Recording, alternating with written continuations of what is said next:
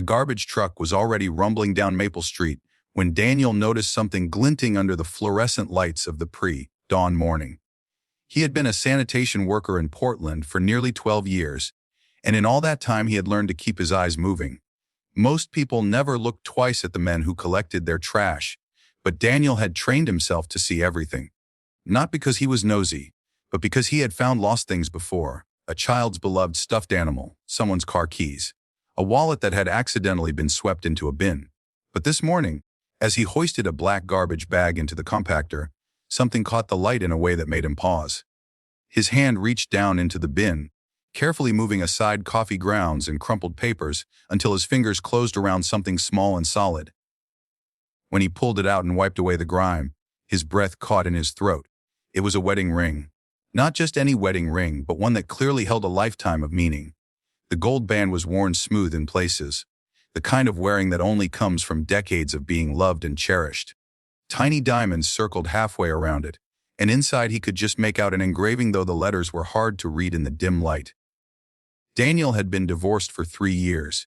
His own wedding ring sat in a drawer somewhere in his apartment, a reminder of promises that hadn't lasted. But he remembered what it had meant to him once. He remembered the weight of it on his finger, the way it had felt like both a comfort and a commitment. Whoever had lost this ring would be heartbroken. He looked at the house number printed on the garbage can. 2847 Maple Street. A modest 2-story home with peeling blue paint and a garden that looked like it had been beautiful once, but was now slightly overgrown. The porch light was still on even though dawn was breaking, and Daniel could see the warm glow of lights inside. His supervisor always said they didn't have time for detours, but Daniel had never been good at following rules when his heart told him otherwise. He pocketed the ring carefully and made a mental note of the address. He would come back after his shift. The rest of the morning crawled by. Daniel couldn't stop thinking about the ring, couldn't stop imagining the moment someone had realized it was gone. Had they searched desperately through drawers and under furniture? Had they retraced their steps through every room? Had they cried when they couldn't find it? When his shift finally ended at 2 in the afternoon, Daniel didn't even bother going home first. He drove his old pickup truck straight back to Maple Street, the ring wrapped carefully in a clean handkerchief in his pocket. He felt nervous in a way he couldn't quite explain. This was more than just returning a lost item. This felt important. He knocked on the door of 2847 and waited. Through the frosted glass he could see movement, and then the door opened to reveal a woman who looked to be in her early 70s. Her silver hair was pulled back in a loose bun, and she wore a cardigan despite the warm September afternoon. But it was her eyes that struck Daniel most.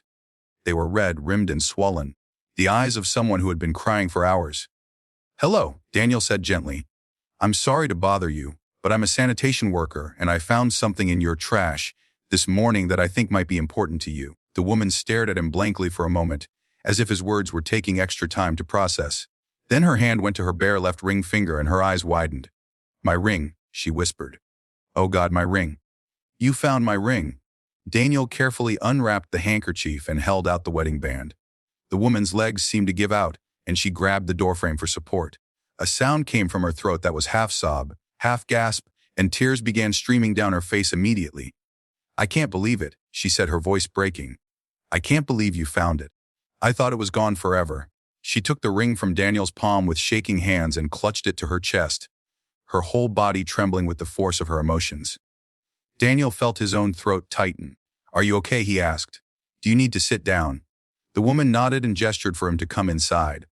Daniel hesitated for only a moment before following her into a living room that looked frozen in time. The furniture was old but well cared for, and every surface held framed photographs. Pictures of a couple growing older together. Pictures of children and grandchildren. Pictures of a life fully lived. The woman sank into an armchair and Daniel sat across from her on the couch. She was still crying, still holding the ring like it was the most precious thing in the world. And Daniel realized that to her, it probably was. "I'm Eleanor," she finally said, wiping at her eyes with the back of her hand. "I'm so sorry for falling apart like this. It's just that my husband William died 2 months ago, and this ring is all I have left that he touched every single day." Daniel felt something crack open in his chest. "I'm so sorry for your loss," he said quietly. Eleanor looked down at the ring in her palm. 53 years, she said. "We were married for 53 years. People always said we were lucky, that marriages like ours don't exist anymore. But it wasn't luck. It was work and forgiveness and choosing each other every single day, even on the days when we didn't particularly like each other. She laughed through her tears and Daniel found himself smiling despite the heaviness of the moment. After he died, Eleanor continued, everything felt so empty. The house, the bed, the whole world. But I still had his ring, and I still had mine, and somehow that made it bearable. Like we were still connected. Yesterday I was cleaning out the kitchen, and I had taken my ring off to do dishes. I must have accidentally swept it into the trash with some papers. I didn't realize it until this morning, and by then the garbage truck had already come. Her voice broke again. I thought I had lost the last piece of him. I thought I had thrown away 53 years like it was nothing. You didn't throw anything away, Daniel said firmly. Love like that doesn't go in the trash. It stays in your heart, in your memories, in the life you built together. The ring is just a symbol. Eleanor looked at him with such intensity that Daniel felt exposed. You're very wise for a young man, she said. Have you lost someone too? Daniel thought about his ex-wife, about the way their marriage had crumbled not from lack of love but from lack of attention. I lost someone, he said carefully, but not the way you did. I let someone go because I didn't fight hard enough to keep them. Eleanor reached across the space between them and patted his hand. Then you learned something valuable. Not everyone gets that chance. They sat in silence for a moment, two strangers connected by the strange alchemy of grief and kindness. Then Eleanor slipped the ring back onto her finger where it belonged. How can I thank you? She asked. You could have just thrown this back in the trash or kept it. Why did you bring it back to me? Daniel thought about all the easy answers he could give. Because it was the right thing to do. Because it wasn't mine to keep. But those weren't the whole truth. I brought it back because I know what it means to lose something precious, he said. And I know what it means to wish you could get it back. I couldn't fix my own mistakes, but maybe I could fix this one small thing for you. Eleanor's eyes filled with fresh tears, but this time she was smiling. You did more than fix a small thing, she said. You gave me hope that there's still good in this world, that there are still people who see other people, really see them, and choose kindness. Daniel left Eleanor's house 20 minutes later with a full heart and a lighter step. She had insisted on giving him homemade cookies and had made him promise to visit again. As he drove away, he kept thinking about what she had said, about seeing people, about choosing kindness. For 12 years he had been invisible in his bright orange vest, just another worker people looked past while going about their important lives. But today he had mattered. Today he had made a real difference in someone's world. That night Daniel did something he hadn't done in 3 years. He took his own wedding ring out of the drawer, where it had been gathering dust. He didn't put it back on, but he didn't throw it away either. Instead he placed it on his dresser where he could see it every morning. A reminder not of what he had lost, but of what he had learned. That love is worth fighting for. That small acts of kindness ripple out in ways we can't predict. That we are all connected by the invisible threads of our shared humanity. 3 weeks later Daniel knocked on Eleanor's door again, this time with a bouquet of flowers from his own small garden. She welcomed him like family, and over coffee and more of those incredible cookies, she told him stories about William, about their first date at a drive-in movie theater, about the way he used to leave her love notes hidden around the house, about how he had held her hand every single night until the very end.